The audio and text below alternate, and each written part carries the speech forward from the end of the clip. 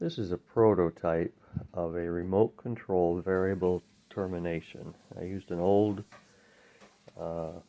airplane controller. I pulled out the elevation control pot, outboarded it. I had to pad it with a few resistors to keep the servo motor from going full end and staying on. I wanted it to shut off at the ends. And this is remote controlled. I can make the servo turn, adjust the resistance, and set it at pretty good resolution.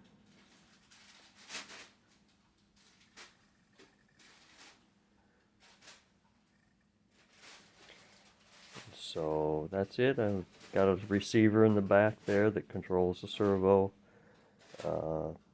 I would recommend you start with a car remote control rather than an airplane, less controls, but this works.